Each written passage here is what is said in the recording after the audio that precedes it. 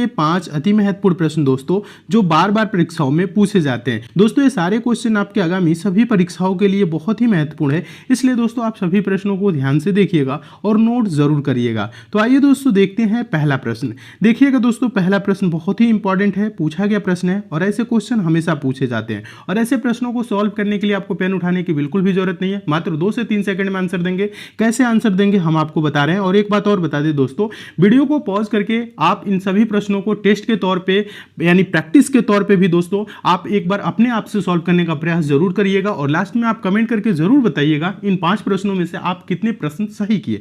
तो देखिए पहला प्रश्न कह रहा है दोस्तों, यदि लिसन LISTEN को 593417 कोडीकृत किया जाएगा तो साइलेंट SILENT को किस प्रकार कोडीकृत किया जाएगा। देखिए जब कभी भी दोस्तों ऐसे कोडिंग डिकोडिंग का क्वेश्चन आएगा तो सबसे पहले आप क्या करेंगे, देखेंगे लिसन किन अक्षरों से मिलकर बना है, तो देखेंगे LISTEN। अब लिसन का तो दे दिया है, यहाँ पे नंबर दिख दिया है, ठीक है, और यहाँ पे पूछ कह रहा है साइलेंट का पूछ रहा है, तो साइलेंट में देखेंगे दोस्तों कौन अक्षर है, तो देखिए लिसन में L है ना, तो साइलेंट में भी देखेंगे L है। लिसन में I है, देखिए तो इस साइलेंट में भी I है। इसमें S है तो इसमें भी S है। लिसन में देखेंगे T है तो साइलेंट में भी T है। इसमें देखेंगे N है लिसन में तो इसमें भी देखेंगे E है। यहाँ पे देखेंगे दोस्तों लिसन में N है तो साइलेंट में भी N है। यानी जो अक्षर दोस्तों लिसन में मौजूद है वही अक्षर साइलेंट में भी मौजूद है। तो आपको ज्यादा दिमाग लगाने की जरूरत नहीं है, आप इसे क्या करेंगे बिना पेन उठाए सॉल्व करेंगे। आप क्या करेंगे दोस्तों, आप ऐसे देखेंगे L के लिए ये क्या लिखा है दोस्तों 5, ठीक है, I के लिए क्या लिखा है दोस्तों 9, ठीक है, S के लिए क्या लिखा है दोस्तों 3,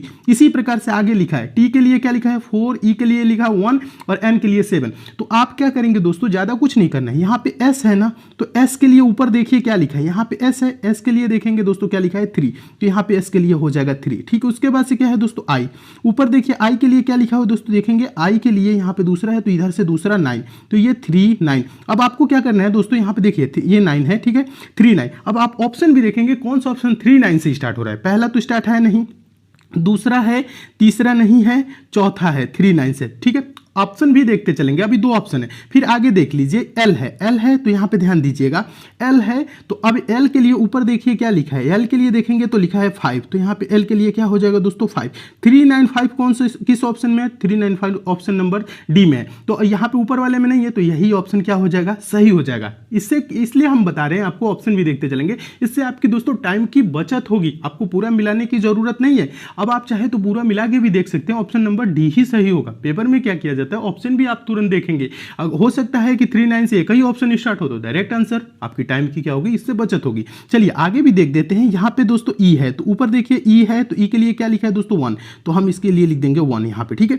फिर उसके बाद से दोस्तों क्या है N है, N के लिए देखिए क्या लिखा है, N के लिए लिखा है यहाँ पे ध्यान दीजिएगा 7 है, तो यहाँ पे N के लिए क्या कर देंगे 7। उसके बाद से क्या है दोस्तों T है, T देखिए T लिसन में यहाँ पे T है, यहाँ से चौथा है, तो देखेंगे इसके लिए लिखा है 4, तो यहाँ पे ये हो जाएगा 4। यानी आंसर क्या है दोस्तों 39517, तो देखेंगे 39517 ऑप्शन नंबर डी में है, तो आपका ऑप्शन नंबर डी क्या हो गया, सही हो गया। अब भी ऑप्शन नंबर डी सही हो रहा है, अभी हम क्या किए थे, 3 ही अक्षर मिलाए थे तो भी आपका ऑप्शन नंबर डी सही हो रहा था, तो क्यों ना हम 3 ही अक्षर पे इसका आंसर दे दें, ठीक है। इससे क्या होगा, आपकी टाइम की बचत होगी। तो दोस्तों हम उम्मीद करते हैं आप इस प्रश्न को बहुत अच्छे तरीके से समझ गए होंगे और इस टाइप के क्वेश्चन आपके एग्जाम में आएगा तो आप अच्छे से सॉल्व कर लेंगे। चलिए अब चलते हैं दोस्तों नेक्स्ट क्वेश्चन की ओर।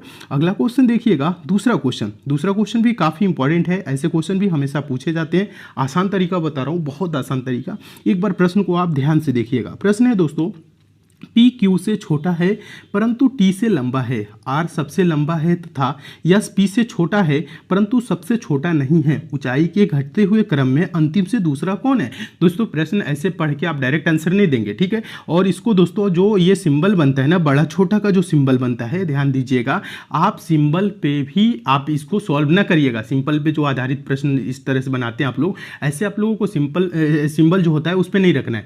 हम आपको बता रहे हैं आसान तरीका, ठीक है। जो सिंबल बना देंगे बड़ा छोटा वाले, उसमें कंफ्यूजन हो जाती है बाद में।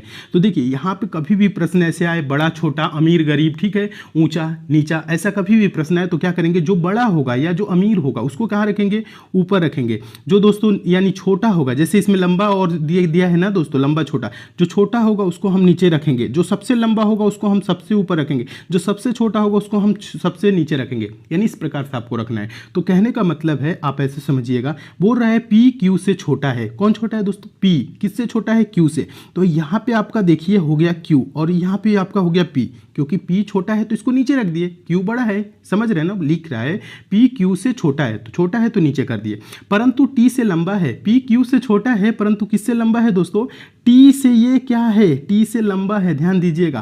कह रहा है दोस्तों R सबसे लंबा है, R सबसे लंबा है तो R सबसे ऊपर होगा, इससे ऊपर कोई नहीं होगा।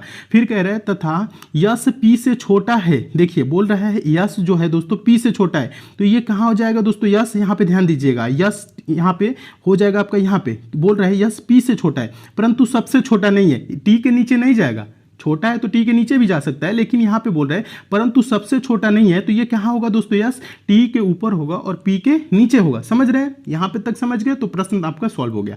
अब देखिए बोल रहे हैं ऊंचाई के घटते हुए क्रम में अंतिम से दूसरा कौन है। ऊंचाई का घटता हुआ क्रम क्या है दोस्तों, ऊपर से, ठीक है। अंतिम से दूसरा यानी कि पहला पे आ जाएगा ये और दूसरा पे आपका आ जाएगा यस, यानी अंतिम से बोल रहा है दोस्तों ऊंचाई के घटते हुए क्रम में अंतिम से दूसरा कौन है, एस। आंसर क्या होगा दोस्तों, एस। एस देखिए किस ऑप्शन में, देखेंगे ऑप्शन नंबर सी में, तो आपका ऑप्शन नंबर सी दोस्तों क्या हो जाएगा, सही हो जाएगा। तो दोस्तों हम उम्मीद करते हैं आप इस प्रश्न को भी बहुत अच्छे तरीके से समझ गए होंगे और इस टाइप के भी क्वेश्चन आपके एग्जाम में आएगा तो आप अच्छे से सॉल्व कर लेंगे। चलिए अब चलते हैं दोस्तों नेक्स्ट क्वेश्चन की ओर। देखिए तीसरा क्वेश्चन क्या कह रहा है, दिए हुए विकल्पों में से लुप्त संख्या ज्ञात कीजिए। लुप्त संख्या मतलब मिसिंग नंबर, यहाँ पे संख्या गायब है, क्वेश्चन मार्क है, यहीं पे आपको बताना है कौन सी संख्या होगी। इसके लिए क्या है आसान तरीका, हम आपको बता रहे हैं, ज़्यादा दिमाग लगाने की जरूरत नहीं है। बस आप क्या करेंगे, पहले संख्याओं को ध्यान से देखिए, 3 है, 5 है, 8 है, 13 है, 26 है, क्वेश्चन मार्क है। तो आप इसको ऐसे देख सकते हैं, देखिए इसको तो कई तरीके से सॉल्व कर सकते हैं। 3 से 5 2 बढ़ा है, ठीक है। 5 से दोस्तों क्या हुआ, ध्यान दीजिएगा, 5 से 8 3, ठीक है। अब यहाँ पे ध्यान दीजिएगा, फिर 8 से दोस्तों क्या हो गया, 8 से यहाँ पे ध्यान दीजिएगा, 8 से 13 यानी कि 5, ठीक है। 13 से दोस्तों हुआ गया 22, यहाँ पे कितना हुआ 9, ठीक है। तो अब देखिए अब 22 से क्या होगा, तो यहाँ पे ध्यान दीजिएगा 2 3 5 9 ऐसे संबंध आपको नहीं मिलेगा। अगर आप इसको ऐसे देखेंगे 2 दूना के 4, 2 दूना के 4 माइनस 1, 3 दूना के 6 माइनस 1 5, समझ रहे हैं ना। 5 दूना के 10 माइनस 1 करना है, ठीक है, माइनस 1 करना है आपको, तब होगा। 9 दूना के क्या होगा दोस्तों, 9 दूना के 18 माइनस 1 17, यानी कि इसमें क्या जोड़ेंगे 17 जोड़ेंगे। अभी और आसान तरीका बता रहा हूँ, पहले समझिए। यहाँ पे जब 17 जोड़ेंगे तो 7 2 यहाँ पे 9 हो जाएगा, 2 1 3 39 हो जाएगा। क्वेश्चन मार्क पे क्या होगा 39 होगा। 39 देखिए किस ऑप्शन में, देखेंगे ऑप्शन नंबर सी में। तो आपका ऑप्शन नंबर सी क्या हो गया, सही हो गया। आप चाहे तो ऐसे भी कर सकते हैं, ठीक है, यानी यहाँ पे जो संख्या बढ़ा है 2 3 5 यानी कि 2 दूना के 4 1 कम, ऐसे इस तरह से बढ़ रहा है, ठीक है। फिर 3 दूना के 6 माइनस 1 कम, 5 दूना के 10 माइनस 1 कम, 9 दूना का 18 माइनस 1 कम 17, इस प्रकार से बढ़ रहा है। आप चाहे तो प्रश्न को दोस्तों ऐसे भी सोल्व कर सकते हैं। देखिएगा एक और तरीका है, यहाँ पे आप देखिए, आप यहाँ पे करिए 3 दूना के 6 माइनस 1, ठीक है, 5 हो जाएगा। फिर 5 दूना के 10 माइनस 2, यहाँ पे माइनस 1 किए, यहाँ पे माइनस 2, ठीक है, क्या हो जाएगा 8 हो जाएगा। 5 दूना के 10, 10 में से 2 कम करेंगे 8। फिर यहाँ पे देखेंगे 8 दूना के 16 माइनस क्या करेंगे 3, क्योंकि एक एक माइनस में बढ़ रहा है, देखिएगा। फिर आगे देखिएगा -1 -2 -3 ऐसे करना है। फिर देखिएगा 13 दूना के 26 माइनस क्या होगा दोस्तों 4, क्योंकि यहाँ -3 है तो -4, ठीक है, इस प्रकार से आपको करना है। तो 26 में से 4 घटाएंगे 22, फिर उसके बाद यहाँ पे करेंगे 22 दूना के 44 माइनस क्या होगा 5, 44 में से 5 जाएगा तो क्या होगा 39। क्वेश्चन मार्क पे क्या आएगा 39। देखिए 39 किस ऑप्शन में, ऑप्शन नंबर सी में। तो आपका ऑप्शन नंबर सी क्या हो जाएगा दोस्तों, सही हो जाएगा। तो दोस्तों हम उम्मीद करते हैं आप इस प्रश्न को भी बहुत अच्छे तरीके से समझ गए होंगे और इस टाइप के भी क्वेश्चन आपके एग्जाम में आएगा तो आप अच्छे से सॉल्व कर लेंगे। इंपॉर्टेंट टाइप का क्वेश्चन है दोस्तों, प्रश्न को नोट जरूर करिए और क्वेश्चन आपके समझ में आ रहा है तो लाइक शेयर जरूर करिए। चैनल पे नए हैं तो चैनल से जरूर जुड़िए दोस्तों, और लास्ट वाला भी क्वेश्चन जरूर देखिएगा, लास्ट वाला भी इंपॉर्टेंट है। और वीडियो को पॉज करके आप अपने आप से भी सॉल्व करने का प्रयास जरूर किया करिए। देखिएगा चौथा क्वेश्चन है, मोस्ट इंपॉर्टेंट क्वेश्चन है, आसान तरीका बता रहा हूँ, पहले प्रश्न को ध्यान से पढ़िएगा। प्रश्न है दोस्तों, ए और बी भाई हैं, ई पुत्री है एफ की, एफ पत्नी है बी की, ई का ए से क्या संबंध है, यानी कि ई दोस्तों ए से क्या संबंध है, इस प्रकार से पूछ रहा है। तो अभी हम यहाँ पे नहीं बता सकते ई मेल है कि फीमेल है, तो अभी यहाँ पे ध्यान दीजिएगा, यहाँ पे ई पुत्री है यानी कि ई क्या लगेगी ए का, ठीक है। तो आपको ऐसे देखना है, तो ज़्यादा कुछ करने की ज़रूरत नहीं है। अभी क्या करना है ना, यहाँ पे आप को ऐसे सॉल्व नहीं करना है, इसके लिए हमने आपको डायग्राम भी बताए थे सॉल्व करने के लिए, ठीक है। तो अभी यहाँ पे आपको ज़्यादा कुछ सोचने की जरूरत नहीं है, बस आप ऐसे करिए। देखिए बोल रहे हैं ना ए और बी भाई है, ठीक है। क्या बोल रहा है, ए और बी भाई है, ठीक है।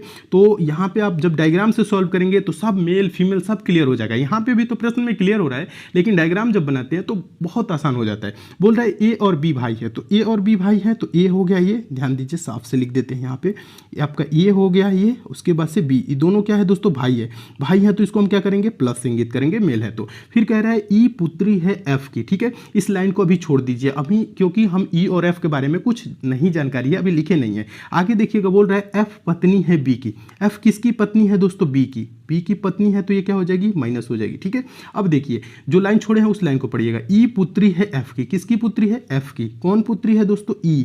ई पुत्री हो जाएगी इसकी, किसकी, एफ की, ठीक है। आप समझिए, बोल रहा है ई का ए से क्या संबंध है, यानी जो दोस्तों ये ई है, ए की क्या लगेगी। तो यहाँ पे ध्यान दीजिएगा, यहाँ पे अब आपको देखिए, ए का भाई कौन है दोस्तों, बी, और बी की पत्नी कौन है, एफ, और पत्नी की ये क्या है दोस्तों, पत्नी की पुत्री, मतलब उसी की पुत्री, बी की पुत्री होगी ये, और ये भाई की पुत्री है। तो भाई की पुत्री क्या होती है दोस्तों, बताइए आप मतलब है अपने जगह पे आप अपने आप को रख सकते हैं और देख सकते हैं, आपके जो भाई है, छोटा भाई बड़ा भाई, उसकी पुत्री क्या लगेगी, भतीजी लगेगी। तो ये ई क्या लगेगी दोस्तों, ए की, तो भतीजी। भतीजी देखिए किस ऑप्शन में है, देखेंगे ऑप्शन नंबर सी में। तो आपका ऑप्शन नंबर सी दोस्तों क्या हो जाएगा, सही हो जाएगा। तो दोस्तों हम उम्मीद करते हैं आप इस प्रश्न को भी बहुत अच्छे तरीके से समझ गए होंगे, और इस टाइप के भी क्वेश्चन आपके एग्जाम में आएगा तो आप अच्छे से सॉल्व कर लेंगे। इंपॉर्टेंट टाइप का क्वेश्चन है दोस्तों, इसे भी नोट जरूर करिए, ठीक है। चलिए अब चलते हैं दोस्तों नेक्स्ट क्वेश्चन की ओर। बहुत ही इंपॉर्टेंट क्वेश्चन है पांचवा, ध्यान दीजिएगा।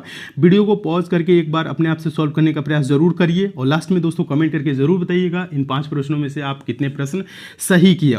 पांचवा क्वेश्चन देखिए, एक बार अपने आप से कोशिश जरूर करिएगा। क्वेश्चन है दोस्तों, यदि 23 गुने 5 बराबर 27 और 13 गुने 8 बराबर 20 हो तो 29 गुने 6 बराबर क्या होगा, क्वेश्चन मार्क है। तो यहाँ पे ज़्यादा कुछ नहीं करना है, ध्यान दीजिएगा। आपको ये सोचना है 23 और 5 को दोस्तों, यहाँ पे गुना है तो गुना करेंगे तो 27 तो होगा नहीं, बहुत ज़्यादा हो जाएगा। तो यहाँ पे आपको ये देखना है 23 और 5 को क्या करे कि 27 हो जाए, 13 और 8 को क्या करे कि 20 हो जाए, उसी प्रकार से 29 और 6 को करके हमें आंसर लाना है, ठीक है। तो ज़्यादा कुछ नहीं करना है दोस्तों। क्या है यहाँ पे, ध्यान दीजिएगा, 23 है और 5 है, इसको हम क्या करेंगे कि 27 हो जाए। अगर मैं बोलूँ दोस्तों इसको जोड़ लीजिए, जोड़ेंगे तो दोस्तों क्या होगा, 28 होगा, लेकिन लिखा क्या है दोस्तों, यहाँ पे 27 लिखा है। तो इसमें से क्या करिए, -1 कर दीजिए, तो क्या हो जाएगा दोस्तों, 27 होगा। आगे वाले को भी देखेंगे ऐसे क्या हो रहा है कि नहीं, जब होगा तभी तीसरा का आंसर देंगे। तो ये 13 है और 8 है, तो 13 और 8 जोड़ेंगे, 13 8 दोस्तों जोड़ेंगे तो क्या होगा 21, 21 में से एक कम कर लेंगे तो क्या होगा दोस्तों 20। देखेंगे 20 ऊपर दिया हुआ है, यानी कर क्या रहा है दोस्तों, ये दोनों संख्याओं को जोड़ के एक कम कर दे रहा है। गुना नहीं करना है, ये नहीं कि आप गुने का मतलब गुना ही करेंगे, ठीक है। रीजनिंग का क्वेश्चन है, यहाँ पे आप कुछ भी करके आंसर ला सकते हैं, लेकिन एक सीक्वेंस होना चाहिए, उसका पैटर्न होना चाहिए जो सब पे फॉलो करे, ठीक है, ये चीज। अब यहाँ पे 29 और 6 है, तो 29 क्या करेंगे, 29 प्लस 6, 29 और 6 दोस्तों जोड़ेंगे तो क्या होगा 35, 35 में से एक कम कर लेंगे तो दोस्तों क्या हो जाएगा 34 होगा। क्या होगा दोस्तों 34, 34 देखिए किस ऑप्शन में, देखेंगे ऑप्शन नंबर बी में है, तो यहाँ पे क्वेश्चन मार्क पे दोस्तों क्या होगा 34 ही होगा, और ऑप्शन नंबर बी आपका क्या हो जाएगा, सही हो जाएगा। तो दोस्तों हम उम्मीद करते हैं आप इस प्रश्न को भी बहुत अच्छे तरीके से समझ गए होंगे, और इस टाइप के भी क्वेश्चन आपके एग्जाम में आएगा तो आप अच्छे से सॉल्व कर लेंगे। तो मिलते हैं दोस्तों अगले वीडियो में और भी इंपॉर्टेंट प्रश्नों के साथ, तब तक के लिए दोस्तों धन्यवाद।